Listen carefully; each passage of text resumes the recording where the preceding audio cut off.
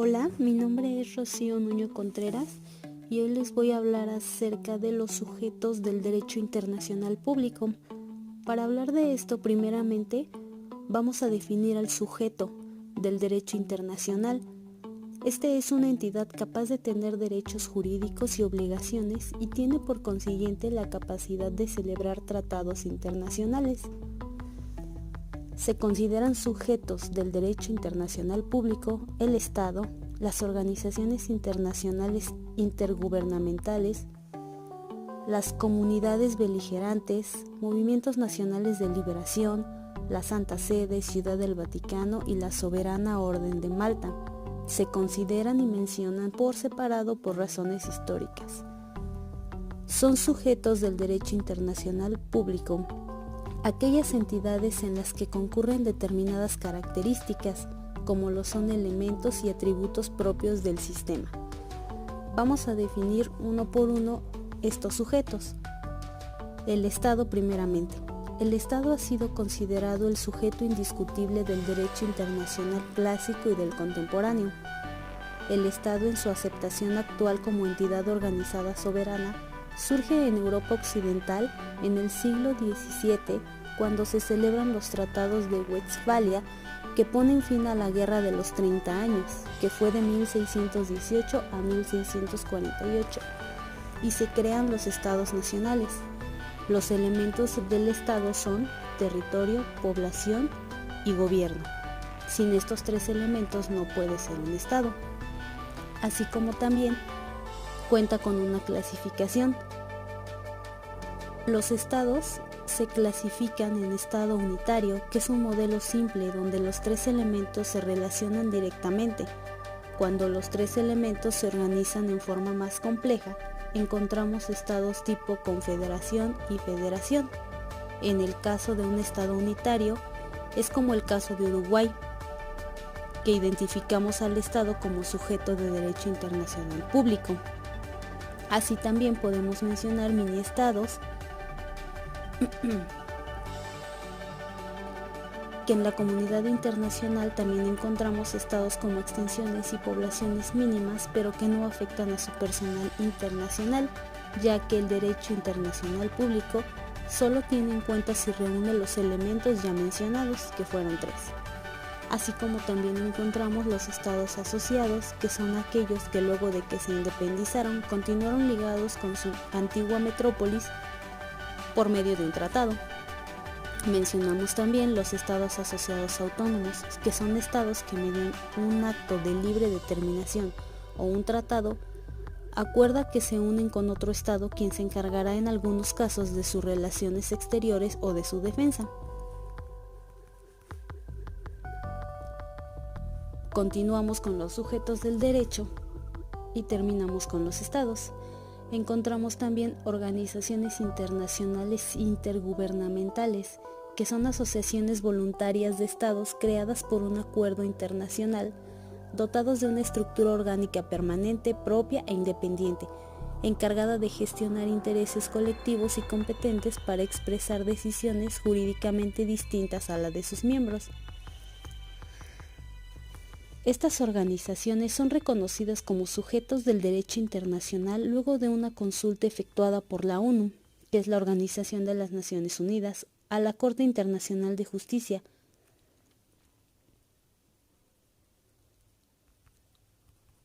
Continuamos con los sujetos y encontramos también las comunidades beligerantes.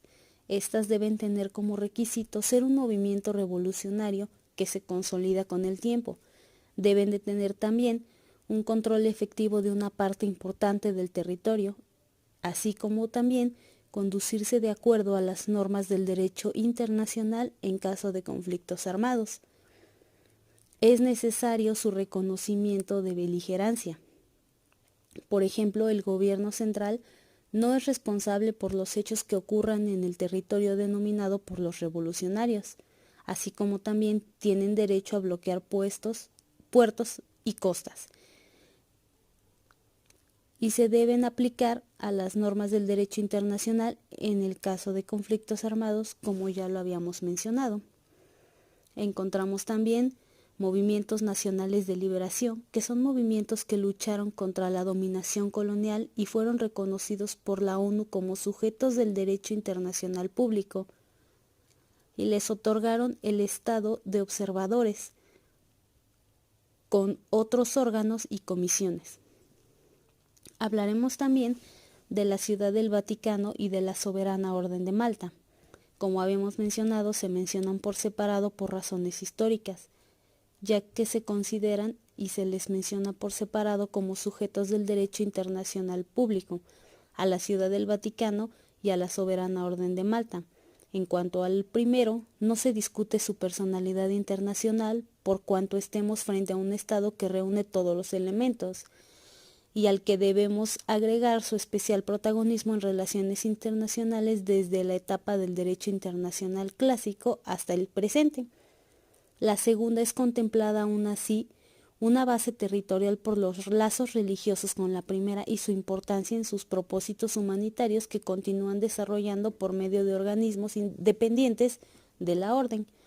Actualmente son muy pocos los autores internacionalistas que mencionan a esta soberana orden de Malta.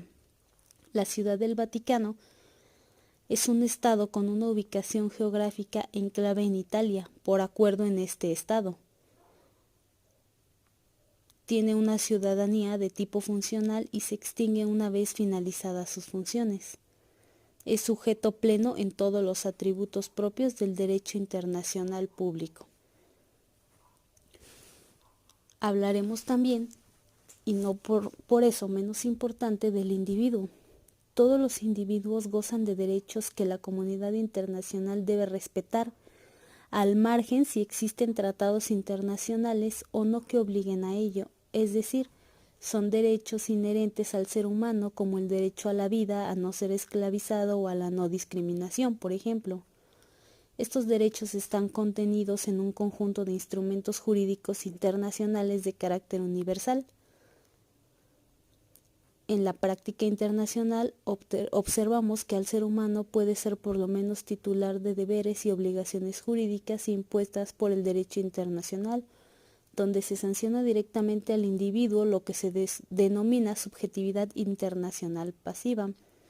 El derecho internacional identifica dos figuras, las cuales constituyen un delito sancionado directamente por este ordenamiento jurídico internacional, como delitos de piratería y criminales de guerra.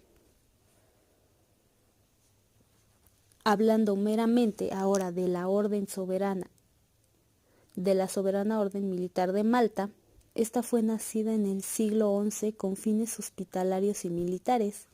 Después de cambios de sede, desde 1834 se estableció definitivamente en Roma, y este es un fenómeno del derecho internacional público, ya que está constituido en un nivel interno. Tiene una constitución que data del 24 de junio de 1961 y su subjetividad internacional se manifiesta, ya que tiene posibilidad de concertar tratados con la finalidad de llevar a cabo su actividad hospitalaria y asistencial, que es su mayor propósito, así como también mantiene relaciones diplomáticas con muchos estados, es decir, es titular de Ius Legati. Mencionamos esta orden ya que no la habíamos mencionado de lleno anteriormente. Asimismo, encontramos los pueblos que luchan por su liberación, que son conflictos armados sin carácter internacional, sin embargo están contemplados, ya que la subjetividad internacional se ha modificado rápidamente, sobre todo en este siglo, adecuándose a las necesidades de las relaciones internacionales. El derecho internacional contemporáneo reconoce como sujetos a ciertos grupos humanos que nacen de una situación de beligerancia y que están en tránsito de convertirse en formaciones políticas más definidas, como pueden ser las del Estado.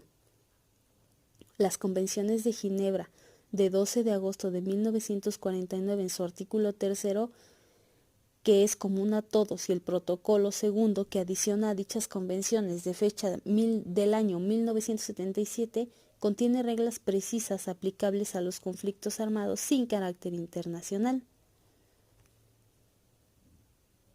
Por último, y no por eso menos importante, se menciona al Comité Internacional de la Cruz Roja.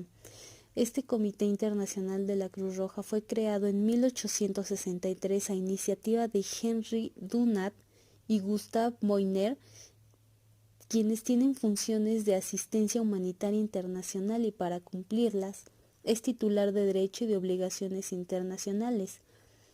Dicho comité está compuesto por 3 órganos: la Asamblea, el Consejo Consultivo y la Dirección, de acuerdo con su estatuto de 1915, que ha sido modificado en varias ocasiones. Cabe mencionar que la Cruz Roja este comité internacional es mundial, ya que puede tener participación de ayuda en todos los países, que es la finalidad que tienen. Y bueno, con esto terminamos el tema de sujetos internacionales.